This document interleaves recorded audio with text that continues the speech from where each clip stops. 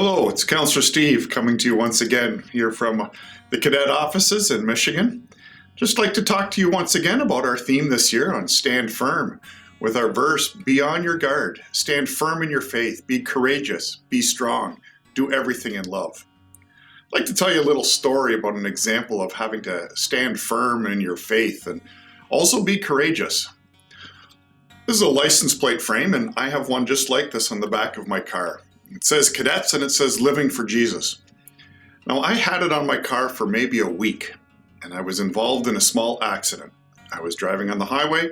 It was a construction zone, and the person behind me didn't stop on time and ran into the back of me. Because it was a construction zone, we couldn't get off the highway right away. We had to kind of do some stop and go. It took about 5-7 minutes before we got to a spot in the highway where we could pull off onto the shoulder.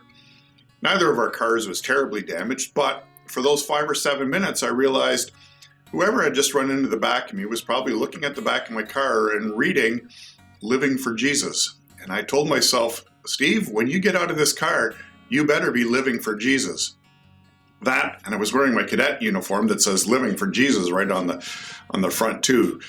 And so that was an example of how in all things we do, we need to stand firm in our faith at all times. We don't know when we're going to be seen as the example of what living for Jesus means. So whatever you're doing, if you're starting off a school year, maybe your friends are Christian, maybe they're not, but you are that example to them of what it can mean to stand firm in your faith.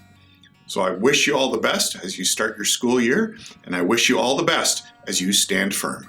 Until next month, this is Counselor Steve.